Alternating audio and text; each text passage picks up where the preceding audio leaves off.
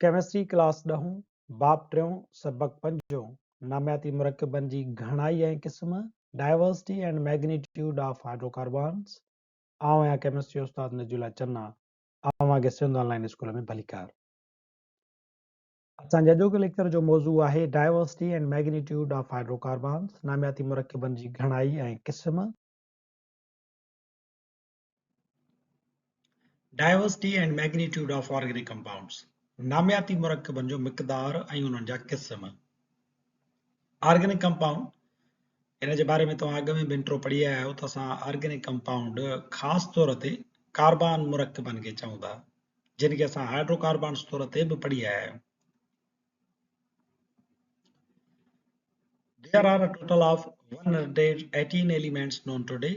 अॼु ताईं कुल जेके ॼातल आंसर आहिनि उहे 118 आहिनि। हाणे इन्हनि 118 आंसरनि मंझि तव्हांखे यादि हूंदो त असां 9th क्लास में पढ़िया हुयासीं त 92 जेके आहिनि उहे कुदरती आंसर आहिनि, हाइड्रोजन खां वीदे यूरेनियम ताईं, ऐं बक़ाया वरी जेके 26 असांजा आंसर आहिनि उहे आहिनि सिंथेटिक।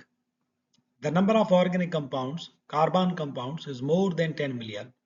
हाणे जेकॾहिं रुगो कार्बन कंपाउंड्स जो असां अंगु खणूं त उहो 1 करोड़ खां मथे आहे।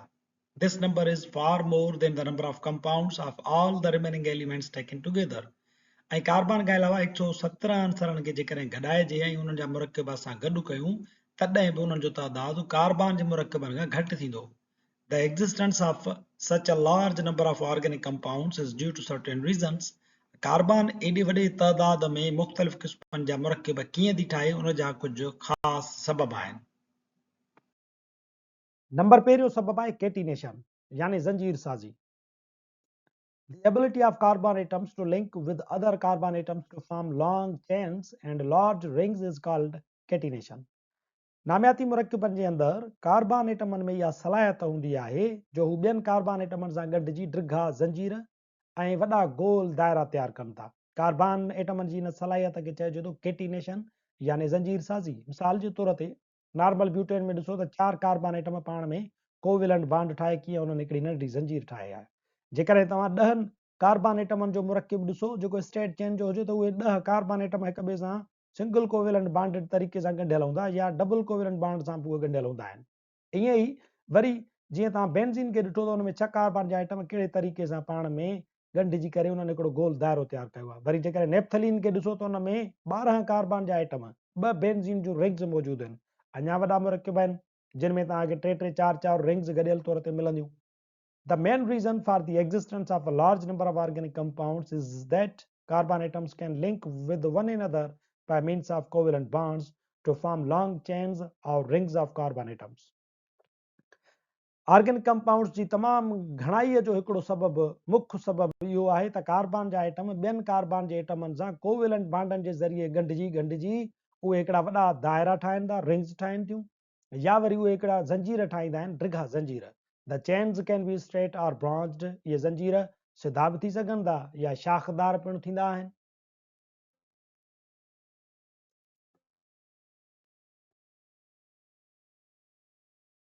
Two basic conditions for an element to exhibit catenation are कंहिं बि अंसर खे केटिनेशन करण जे लाइ 2 शर्त पूरा करणा पवंदा। ज़ंजीर साज़ी लाइ 2 अहम शर्त आहिनि। नंबर पहिरियों शर्त आहे element should have valency 2 or greater than 2.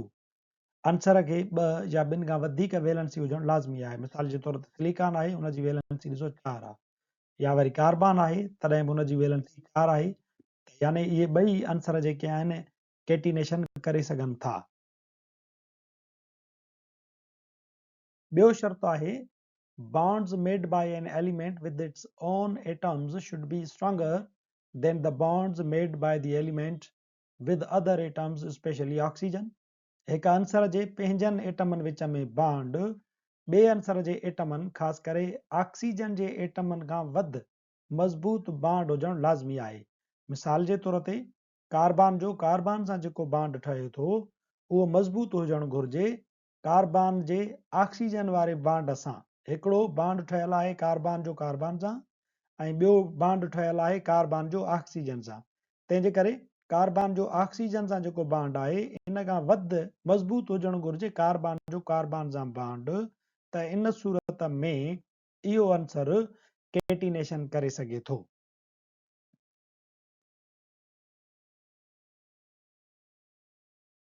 Silicon ऐं ऑक्सीजन जो जेकॾहिं असां ॿिन्ही शर्तनि ते जाइज़ो वठूं त कार्बन उहो अंसर आहे जंहिंजी केटिनेशन तमामु मज़बूत आहे, जॾहिं त सिलिकॉन जेको आहे उनजी केटिनेशन तमामु कमज़ोर थींदी आहे, यानी सिलिकॉन केटिनेशन ॼण त कंदो ई कोन्हे को। छो? Both silicon and carbon have similar electronic configurations. जेकॾहिं तव्हां सिलिकॉन जी ऐं कार्बन जी इलेक्ट्रॉनिक कॉन्फ़िगरेशन ॾिसो त उहा हिकु जहिड़ी आहे, साॻे ग्रुप में आहिनि ॿई। But carbon shows catenation where silicon does not. पर कार्बन केटिनेशन कंदो आहे ऐं सिलिकॉन केटिनेशन नाहे कंदो। It is mainly due to the reason that carbon-carbon bonds are much stronger than silicon-silicon bonds. इहो इन जे करे आहे जो कार्बन सां जेको बॉन्ड ठहे थो उहो सिलिकॉन जो सिलिकॉन वारे बॉन्ड सां जेको बॉन्ड ठहंदो आहे उन खां वधीक मज़बूत हूंदो आहे। इन जे करे कार्बन जी केटिनेशन थिए थी, जॾहिं त सिलिकॉन ऐं सिलिकॉन जी केटिनेशन न थींदी आहे। On the other hand, silicon oxygen bonds are much stronger. ऐं ॿिए पासे खां वरी सिलिकॉन जो जेको ऑक्सीजन सां बॉन्ड ठहे थो उहो ॾाढो मज़बूत थींदो आहे, जॾहिं त कार्बन ऐं ऑक्सीजन जो जेको बॉन्ड थींदो आहे उहो कमज़ोर थींदो आहे। इन जे करे ई silicon occurs in the form of silica and silicates in nature. इन जे करे सिलिकॉन जेको आहे तव्हांखे नेचर में सिलिका जी सूरत में, वारीअ जी सूरत में ऐं सिलिकेट्स जी सूरत में मिलंदो आहे। यानी कार्बन ऐं सिलिकॉन केटिनेशन वारो पहिरियों शर्तो त ॿई पूरो कनि था, उन्हनि जी वैलेंसी ॿिनि खां मथे आहे, सिलिकॉन जी बि 4 आहे, कार्बन जी बि 4 आहे।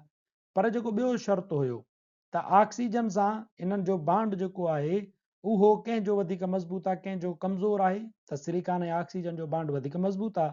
इन जे करे सिलिकॉन सां बॉन्ड ठाहिण जे बजाए छा कंदी आहे त सिलिकॉन ऑक्सीजन सां बॉन्ड ठाहींदी आहे, जॾहिं त कार्बन ऐं ऑक्सीजन जो बॉन्ड कमज़ोर आहे। इन जे करे कार्बन सां जेको बॉन्ड ठहे थो उहो वधीक पावरफुल थिए थो। इन जे करे ई कार्बन केटिनेशन करे थी पई। नंबर ॿियो सबब आहे isomerism. Another reason for the abundance of organic compounds is the phenomenon of isomerism. नामियाती मुरक्कबनि जी घणाईअ जो हिकिड़ो ॿियो सबबु आइसोमेरिज्म आहे। The compounds are said to be isomers if they have the same molecular formula but different arrangement of atoms in their molecules or different structural formula. मुरक्कबनि खे तॾहिं चइबो आहे त उहे आइसोमर्स आहिनि जॾहिं उन्हनि मुरक्कबनि जो मॉलिक्यूलर फार्मूला त साॻियो हुजे पर उन्हनि जो स्ट्रक्चरल फार्मूला चेंज हुजे। मिसाल जे तौर ते नॉर्मल पेंटेन, आइसोपेंटेन, नियोपेंटेन। हाणे ही मुरक्कब आहिनि टे, इहे हिक ॿिए जा आइसोमर्स आहिनि। छो त हिननि जो मॉलिक्यूलर फार्मूला ॾिसंदो त टिनी जो साॻियो ई आहे, यानी कार्बन 5 हाइड्रोजन 12, कार्बन 5 हाइड्रोजन 12, हिन जो बि कार्बन 5 हाइड्रोजन 12। मॉलिक्यूलर फार्मूला टिनी जो साॻियो, पर ॾिसो त स्ट्रक्चरल फार्मूला हिननि जो चेंज मिलंदो तव्हांखे। अहिड़नि क़िस्मनि जे मुरक्कबनि खे असां आइसोमर्स चऊं था। हाणे मॉलिक्यूलर फार्मूला साॻियो आहे पर एटमनि जी अरेंजमेंट डिफरेंट आहे, इन जे करे मुख़्तलिफ़ मुरक्कब था मिलनि। इहो आइसोमर्स पिणु सबबु आहिनि त तव्हांखे नामियाती मुरक्कब तमामु जझी मिक़दार में मिलंदा आहिनि। ऐं इंट्रेस्टिंग ॻाल्हि इहा आहे त जेकॾहिं कार्बन जो तइदादु हिन चेन में अञा वधीक हुजे, 6 कार्बन थी वञनि त उन जा आइसोमर्स वरी ओतिरा वधीक थींदा। जेकॾहिं हिन स्ट्रेट चेन में 7 कार्बन हुजनि त हिननि जो आइसोमर्स जो तइदादु 7 कार्बन वारे मुरक्कब जो अञा घणो हूंदो। नंबर 3 रीज़न आहे strength of covalent bonds of carbon. Carbon covalent bond जी ताकत। Due to its very small size, carbon can form very strong covalent bonds with other carbon atoms, hydrogen, oxygen, nitrogen and halogens. Carbon जे नंढे एटमी size हुजण सबबु ॿियनि carbon एटमनि, hydrogen, oxygen, nitrogen या हेलोजन सां मज़बूत बॉन्ड ठाहे थो। कार्बन जी साइज जीअं त नंढड़ी आहे, इन जे करे इहो कार्बन छा कंदो आहे त ॿियनि एटमनि सां, मिसाल जे तौर ते हाइड्रोजन सां या नाइट्रोजन सां या ऑक्सीजन सां या हेलोजन सां हिकिड़ो मज़बूत बॉन्ड कार्बन जो ठही पवंदो आहे। इन करे कार्बन तमामु घणा मुरक्कब ठाहींदो आहे। ॿिनि एटमनि विच में जेतिरी बॉन्ड ड्रैग वॾी, बॉन्ड ओतिरो कमज़ोर, जेतिरी ड्रैग नंढी, बॉन्ड ओतिरो मज़बूत हूंदो। The longer a bond the weaker it's bond strength, the shorter the bond the stronger the bond strength. हाणे जीअं त कार्बन एटम नंढो आहे, इन जे करे उन जी बांड ड्रेग जेका आहे उहा बि नंढी ठहंदी आहे, तंहिंजे करे बांड इन जो वधीक मज़बूत ठहंदो आहे। हाणे इहो ई कार्बन पंहिंजे ॿिए कार्बन सां मिलंदो तॾहिं बि इन जो स्ट्रांगर बांड ठहंदो, पर इहो ई कार्बन जेकॾहिं हाइड्रोजन सां मिले, ऑक्सीजन सां मिले, नाइट्रोजन सां मिले, तॾहिं बि इन जा मज़बूत बांड ठहंदा आहिनि। इहो ई सबबु आहे जंहिंजे करे कार्बन यानी जेकी नामियाती मुरकब आहिनि उहे असांखे तमामु घणा मिलनि था। नंबर चौथों सबबु आहे मल्टीपल बॉन्डिंग, घण क़िस्मी bonding. In order to satisfy its tetravalency, carbon can make multiple bonds, for example, double and triple bonds. Carbon जी वेलेंसी 4 आहे यानी टेट्रावेलेंट आंसर आहे, तंहिंजे करे उहो पंहिंजी वेलेंसी खे पूरो करण जे लाइ मल्टीपल बॉन्ड ठाहींदो आहे, मुख़्तलिफ़ क़िस्मनि जा बॉन्ड ठाहींदो, सिंगल बॉन्ड बि ठाहींदो, डबल बॉन्ड बि ठाहींदो या ट्रिपल बॉन्ड बि ठाहींदो, कंहिं न कंहिं तरीक़े सां पंहिंजी वेलेंसी खे पूरो कंदो। This further adds to the possible number of structures. इन सबब जे करे इहो थींदो आहे त नामियाती मुरकब यानी कार्बन जा जेके मुरकब आहिनि उन्हनि जूं घणियूं असांखे स्ट्रक्चर्स मिली पवंदियूं आहिनि। मिसाल जे तौर ते इथेन आहे, हुन में कार्बन कार्बन सां सिंगल बॉन्ड आहे, पर जेकॾहिं हाइड्रोजन जी कमी आहे त इहा ई कार्बन छा कंदी, इथाइलीन ठाहींदी, पाण में डबल बॉन्ड ठाहे, बाक़ी ॿ हाइड्रोजन हर कार्बन खणी वठंदी, यानी कार्बन साॻियो ई ॿ आहिनि, पर उन्हनि जो जेको बॉन्ड आहे, हाइड्रोजन जी कमी आहे, उन जे करे तव्हांखे मुख़्तलिफ़ स्ट्रक्चर्स मिलंदियूं।